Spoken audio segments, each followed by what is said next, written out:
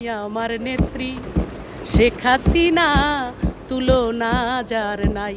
জাতীয় সংসদে গান গেয়ে ফ্যাসিস্ট হাসিনা আর তার দল আওয়ামী লীগকে তৈলমর্দন করাই ছিল তার প্রধান কাজ।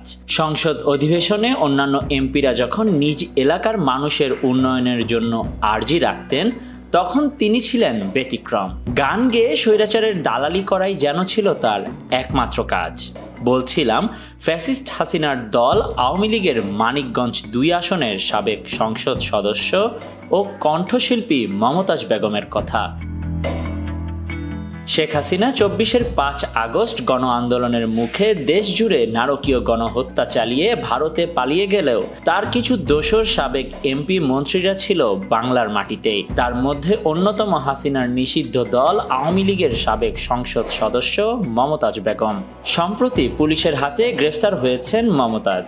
ঢাকা মহানগর গোয়েন্দা পুলিশ ডিবি ফ্যাসিস্টের এই দোসরকে ধানমন্ডি থেকে গ্রেফতার করেছে। স্বৈরাচার হাসিনা আর তার দলের সাঙ্গুপাঙ্গুরা মিলে বিগত ১৬টি বছর দেশকে রীতিমতো চুষে খেয়েছে। হাসিনার সাথে সাথে অনেক আওয়ামী লীগের সাবেক প্রভাবশালী এমপি, মন্ত্রী ও প্রভাবশালী নেতারা পালিয়ে গেলেও পালিয়ে যেতে ব্যর্থ হয় হাসিনার অন্যতম দোসর মমতাজ।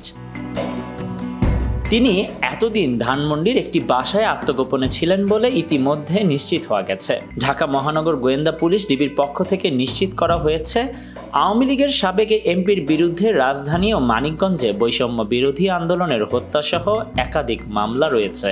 গোপন সংবাদের ভিত্তিতে সোমবার রাত ১২টার কিছু সময় আগে ধানমন্ডির স্টার কাবাবের পেছনের একটি বাসা থেকে তাকে গ্রেফতার করা হয়। এই বাসাতেই এতদিন মমতাজ নিশ্চিন্তে আত্মগোপনে ছিলেন বলে জানা গেছে।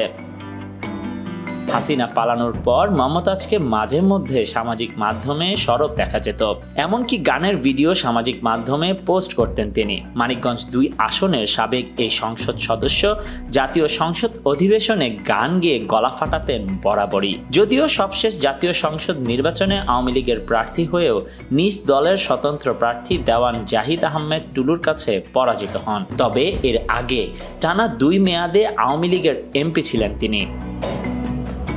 এমনকি ২০০৯ সালেও আওয়ামী লীগের সংরক্ষিত মহিলা আসনের সংসদ সদস্য ছিলেন ফ্যাসিস্ট হাসিনার অন্যতম এই দোসর। সাবেক প্রেসিডেন্ট আব্দুল হামিদের দেশত্যাগ ও আওয়ামী লীগের রাজনৈতিক কর্মকাণ্ড নিষিদ্ধ ঠিক তখনই গ্রেফতার হলেন শেখ হাসিনার অন্যতম আস্থাভাজন এই নেত্রী। Desk report, news now 24।